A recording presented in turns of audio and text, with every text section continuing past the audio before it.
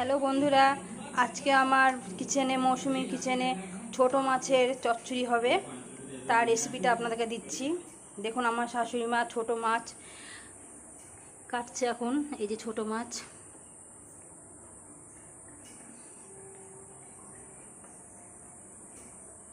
এই মাছের চচ্চড়ি আপনাদেরকে দেখাবো আজকে করে।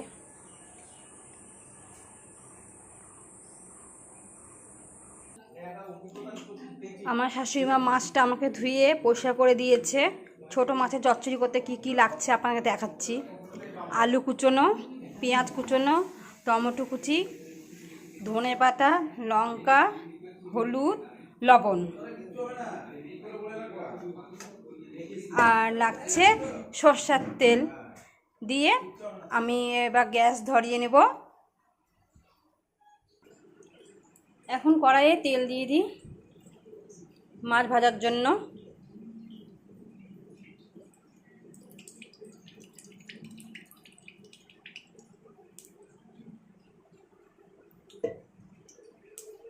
আর মাছের লবণ, হলুদ,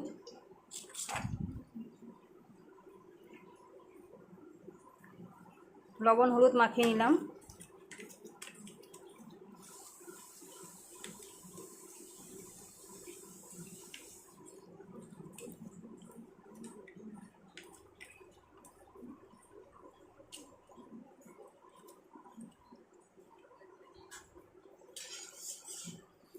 এবার কড়াইয়ে তেলটা গরম হয়ে গেছে।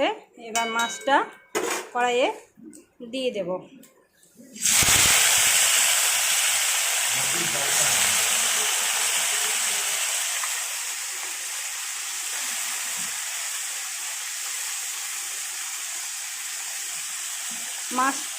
এই মাছটার নাম হচ্ছে দারকা মাছ। মাছের চচ্চড়িও বলতে পারেন বা মাছের ঝালও বলতে পারেন, যেটা খুশি আপনারা বলতে পারেন। মাছটা ভাজা হোক। আমার মাছটা ভাজা হয়ে গেছে, লাল লাল হয়ে গেছে। আমি এবার মাছটা তুলে নিচ্ছি।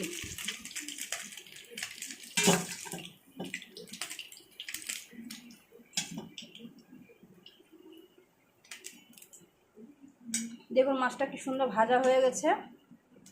এবার আমি কড়াইয়ে আলু কুচোনাটা দিয়ে দিচ্ছি আর পেঁয়াজ কুচোনাটা দিয়ে দিচ্ছি। এটা ভালো করে লাল করে নিতে হবে।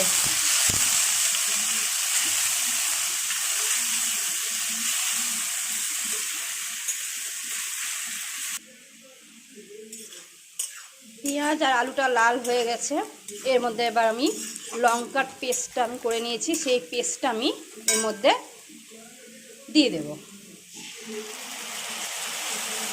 এর মধ্যে হলুদ আর লবণ, আর এর মধ্যে টমেটো অ্যাড করলাম।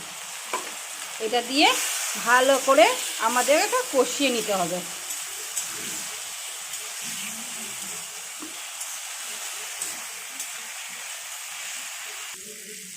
মশলাটা কষানো হয়ে গেছে। এর মধ্যে আমি জলটা দিয়ে দেব। জলটা পরিমাণ মতো দেব। মশলাটা আমার কষানো হয়ে গেছে, আলুটাও কষানো হয়ে গেছে, পেঁয়াজটা কষানো হয়েছে। এর মধ্যে আমি পরিমাণ মতো জল দিয়ে দিচ্ছি।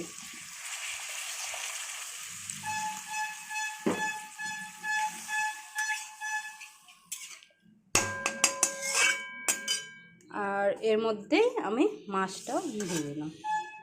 মাছের যে সেন্ট, মাছের যে স্বাদ, গন্ধটা একবারে ফুটের মধ্যে বেরিয়ে যাবে চচ্চড়ির মধ্যে।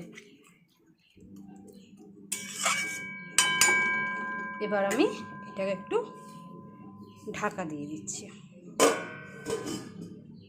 এবার ঢাকাটা নামিয়ে দেখি কতটা হয়েছে। প্রায় হয়ে এসছে। এর মধ্যে আমি ধনে পাতাটা দিয়ে দিই।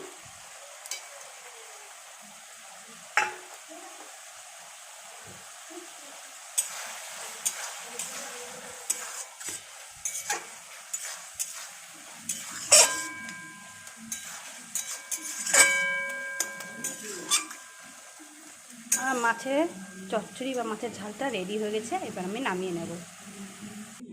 আমার মাছের চচ্চড়িটা বা মাছের ঝাল রেডি হয়ে গেছে। আমি এখানে খাবার টেবিলে নিয়ে এসেছি। এইভাবে মাছের ঝাল বা মাছের চচ্চড়ি